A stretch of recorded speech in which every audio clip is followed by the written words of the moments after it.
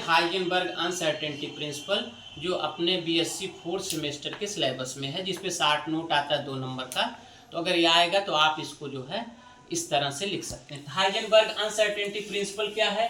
This principles, ये दिया गया डब्ल्यू हाइजेनबर्ग ने। क्या कहा? According to this principles position and momentum, ये जो हाइजेनबर्ग अनसर्टेनिटी प्रिंसिपल है, ये क्या कहता है कि position and momentum of A particles can not be determine simultaneously. तो पोजीशन और मोमेंटम किसी भी पार्टिकल्स का एक साथ हम डिटरमिन नहीं कर सकते हैं। इट इज ए की प्रिंसिपल ऑफ क्वांटम मैकेनिक्स। ये जो स्टेटमेंट है, ये जो हमारा क्वांटम मैकेनिक्स है उसका की पार्ट है, की पास्टुलेट्स है, की प्रिंसिपल है। और this is the difference between quantum mechanics and classical mechanics.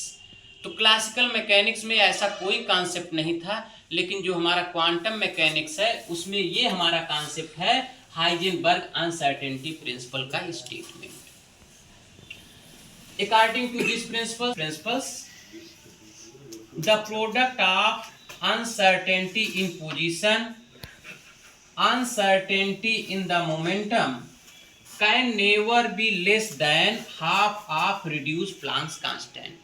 इसका मतलब ये होगा delta x into delta p, या तो ये इक्वल होगा या greater than h cut by 2। जहां पर डेल्टा x क्या है? Delta x is uncertainty in position of particles. तो delta x uncertainty in principle है, delta p is uncertainty in momentum of the particles. तो ये अनसर्टेनिटी इन पोजीशन है, uncertainty in momentum, इन दोनों का प्रोडक्ट का मान रिड्यूस प्लांक्स कांस्टेंट के हाफ के या तो इक्वल होगा या उससे ग्रेटर होगा। जो h कट का मान होता है, h कट का मान h बाई 2 पाई के बराबर होता है। अच्छा, अब यहाँ पर इसका मतलब ये हो गया कि यदि डेल्टा x यानी पोजीशन में अगर एरर ज्यादा होगा तो मोमेंटम में एरर का मान कम होगा। यदि मोमेंटम में एरर ज्यादा होगा तो पोजीशन के मान में एरर कम होगा। तो यहाँ पर हमने लिखा है कि less the error in the momentum, more will be error in the position of the particles. Similarly इसी की तरह यदि हम हाइजेनबर्ग अनसर्टेनिटी प्रिंसिपल्स को यदि हम अलग अलग वेरिएबल्स के लिए लिखें, जैसे यदि हम पोजीशन और मोमेंटम के लिए लिखते हैं तो delta x into delta p equal or greater than h cut, ऐसा हम लिख सकते हैं।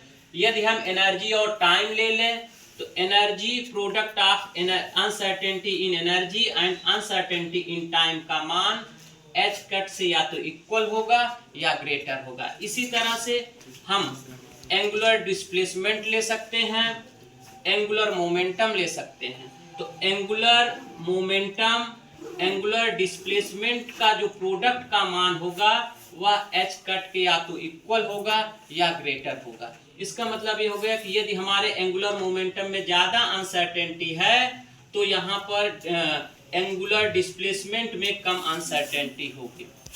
तो इस तरह से हम हाइजेनबर्ग अनसर्टेनिटी प्रिंसिपल का यूज क्वांटम मैकेनिक्स में करते हैं, जिससे हम उसके पोजीशन और मोमेंटम को हम डिसाइड करते हैं।